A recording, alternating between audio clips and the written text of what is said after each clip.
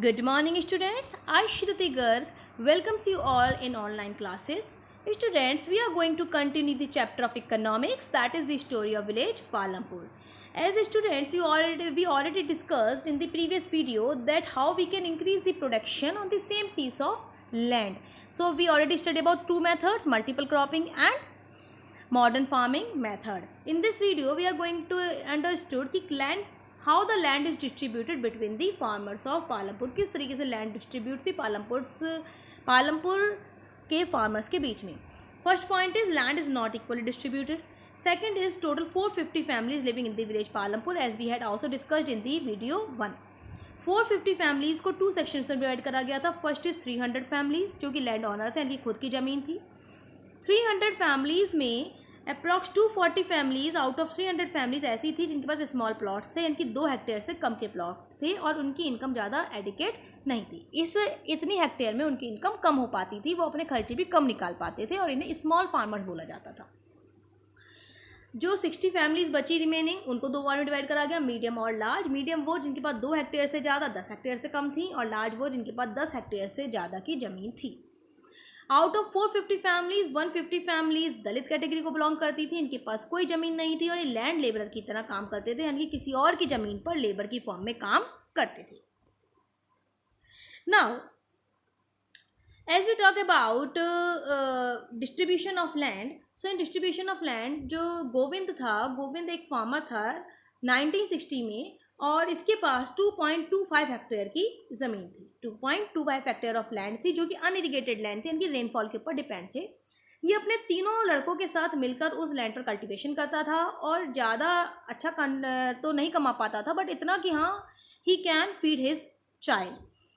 उसकी extra income थोड़ी सी buffalo के होने की वजह से हो जाया करती थी. कुछ साल बाद गोविंद की डेथ हो जाती है और उसकी 2.25 हेक्टेयर की जो ज़मीन थी वो तीनों बेटों में 0.75 हेक्टेयर के अकॉर्डिंग डिवाइड हो जाती है. आगे आने वाले सालों में इरिगेशन की टेक्नोलॉजी इंप्रूव हुई, मॉडर्न फार्मिंग मेथड यूज़ हुए, लेकिन उसके बेटे इतना कभी नहीं कमा पाए कि वो उस ज़मीन से ज़्यादा प्रोडक्शन कर पाएँ, क्योंकि जो ज़मीन थी वो बहुत छोटे छोटे हिस्सों में डिवाइड हो जाती है. और जब हम मॉडर्न फार्मिंग मेथड की बात करते हैं, इरिगेशन की बात करते हैं, तो बहुत छोटी ज़मीन पर ये मेथड्स काम नहीं करते और इसीलिए उनको पूरे साल में और काम भी ढूंढने पड़ते थे. Now who will provide the labour. Second question is हमने पढ़ लिए 4 फैक्टर प्रोडक्शन है, land, labour, physical capital and human capital. हमने लैंड के बारे में पढ़ लिया. Now we are going to study about labour. Labour 2 types of farmers थे वहाँ पर, small farmer and the medium and large farmer. Small farmer तो या तो खुद काम करते थे, अपनी फैमिली मेम्बर को यूज़ करते थे, जबकि मीडियम और लार्ज फार्मर फार्म लेबरर को अपॉइंट करते थे. फार्म लेबर उन्हें कहाँ से मिलती थी? या तो वो लोग जिनके पास ज़मीन है नहीं, लैंडलेस फैमिलीज अब वो आ जाती थी, या स्मॉल फार्मर्स जो होते हैं, और ज़रूरी नहीं है कि उनके सारे घर के लोग उस ज़मीन पर काम करें, इसलिए वो लोग जिनके पास अपने घर में काम नहीं होता था वो किसी और की ज़मीन पर जाकर एज अ फार्म लेबरर काम करते थे.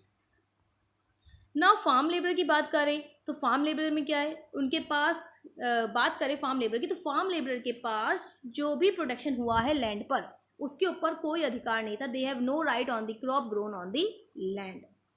वो जो काम करते थे सिंपल वेजेस के लिए करते थे. जितना भी काम करते थे उन्हें उसके लिए वेजेस मिल जाती थी, या तो कैश में या फिर काइंड में. काइंड मतलब कि क्रॉप जितना प्रोडक्शन होता था उसमें थोड़ा सा अनाज उन्हें मिल जाया करता था.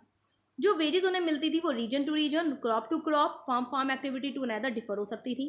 ड्यूरेशन ऑफ एम्प्लॉयमेंट भी फिक्स नहीं था. इवन जो मिनिमम वेज एक्ट है वो वहाँ पर अप्लाई था, लेकिन मिनिमम वेज एक्ट अप्लाई होने के बाद भी उनको जो वेजेस मिलती थी वो बहुत कम मिलती थी क्योंकि अनएम्प्लॉयमेंट बहुत ज़्यादा था. Now you are wonder about what is minimum wage act. Minimum wage act क्या है?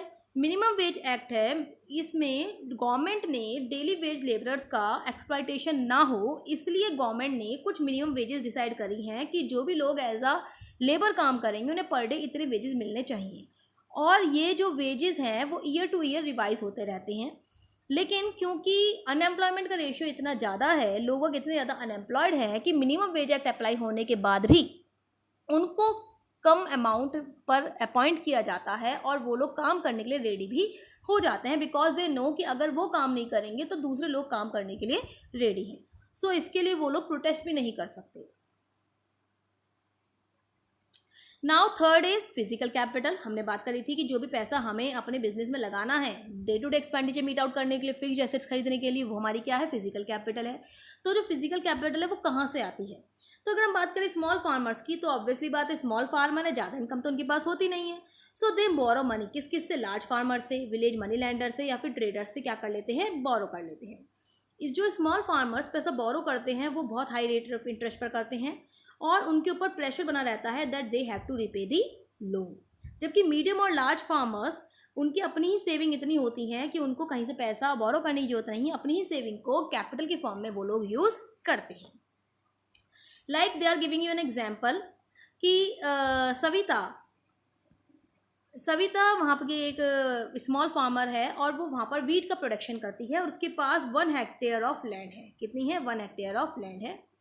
उसको सीड्स लेने हैं, फर्टिलाइज़र चाहिए, पेस्टिसाइड चाहिए, इसके लिए उसको थोड़ा सा पैसा चाहिए, वाटर खरीदना है, रिपेयर करानी है फार्म इंस्ट्रूमेंट को, इन सब के लिए उसे क्या चाहिए, थोड़ा सा कैश चाहिए। अब क्योंकि वो 1 हेक्टेयर की ज़मीन पर काम करती है और हमने पीछे पढ़ा स्मॉल फार्मर्स के पास पैसा लगाने के लिए नहीं होता, तो उसको लगभग 3,000 रुपये की ज़रूरत है। अब वो उसके पास नहीं है तो ऑब्वियसली बात है she is going to borrow that money. So उसके वहाँ एक तेजपाल सिंह है जो कि वहाँ का एक बिग फार्मर है, लार्ज फार्मर है, और वो उसके पास जाती है for borrowing 3,000 rupees. Tejpal Singh agree कर जाता है कि सविता को वो लोन देने के लिए तैयार हो जाता है, लेकिन कितने पर देगा? 24% फॉर 4 मंथ, यानी कि जो उस पर वो इंटरेस्ट लगाएगा वो 4 महीने के 24% रेट से वो उसको क्या देगा, 3,000 रुपीज़ देगा, जो कि बहुत ज़्यादा है। सविता उससे ये भी प्रॉमिस करती है कि वो उसकी ज़मीन पर फार्म लेबर की तरह काम करेगी और उसको उसके लिए 35 रुपीज़ पर डे मिलेंगे, जो कि मिनिमम वेज एक्ट में जो डिसाइड करे गए थे उससे काफ़ी कम है। सविता जानती है कि उसको अपने ज़मीन पर भी हार्वेस्टिंग करनी पड़ेगी, उसको तेजपाल सिंह के यहाँ भी काम करना पड़ेगा, उसका बहुत बिजी टाइम है, उसके 3 बच्चे हैं, उनकी भी रिस्पॉन्सिबिलिटी उसी के ऊपर है। इतनी टफ कंडीशंस होने के बाद भी वो तेजपाल सिंह से लोन लेने के लिए तैयार हो जाती है बिकॉज शी नो कि he is the only one who can give him the loan. So thank you for watching this video.